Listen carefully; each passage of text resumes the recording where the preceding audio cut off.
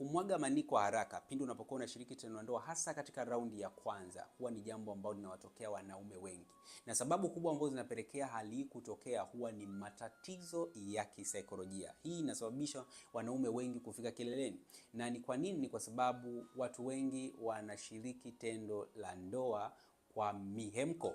Unaposhiriki tendo la ndoa ukiwa na msongo wa mawazo au umepania sana au umemfakamia sana mwanamke, ni rahisi ukajikuta unamwaga kwa haraka kila raundi. Ila raundi ya kwanza ukijikuta umemwaga kwa haraka, huenda jambo hilo likawa ni la kawaida, hasa inapokuwa si la muda mrefu.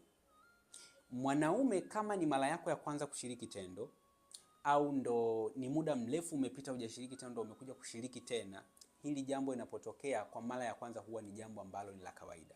Ila likiwa ni endelevu, mara kwa mara linakutokea, basi hilo jambo huwa sio hali ya kawaida.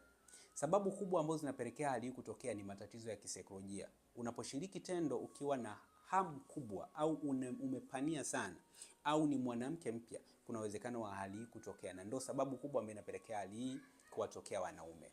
Lakini sababu nyingine kubwa ambazo zinapelekea hali hii kutokea ni pale unaposhiriki tendo kwa haraka, au umefika tu na kuanza kushiriki tendo bila kuandaana, au umejikuta umeanza na staili ambazo zinakusisimua. Hivi vitu ni vitu vya kawaida ambavyo vinaweza kusababisha ukajikuta unamwaga mapema kila round. Round ya kwanza umemwaga haraka, round ya pili umemwaga, round ya tatu vivyo hivyo.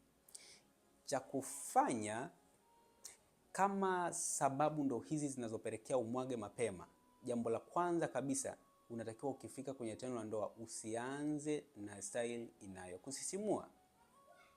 Anza na style ambayo haikusisimui. Jambo la pili, usishiriki tendo la ndoa kwa haraka. Jambo la tatu, jizuie kumwaga kwa kuondoa akili yako ndani ya sekunde chache na kuirudisha. Kwa sababu unavyo concentrate sana kwenye tendo, ndivyo unavyoongeza hisia au hamasa au msisimko kwenye uume, hali ambayo inasababisha umwage kwa haraka. Kingine ni kwamba unapokaribia kumwaga unatoa maumbile kwa sekunde chache, baadaye unaendelea kushiriki tendo. Alafu wakati mwingine unapojikuta unamwaga kwa haraka, kuwa mtu wa kubadilisha style. Hii ndo njia rahisi itakayokusaidia kuchelewa kumwaga pindi unapokuwa unashiriki tendo la ndoa. Ukiona hivi vyote havisaidii, basi weka utaratibu wa kufanya mazoezi, tumia vyakula bora, yani matunda, mboga za majani na vyakula vingi ambavyo nilikuwa nikielekeza. Hivi vitakusaidia. Bado hali yako inazidi kuwa mbaya, basi hiyo inahitaji matibabu.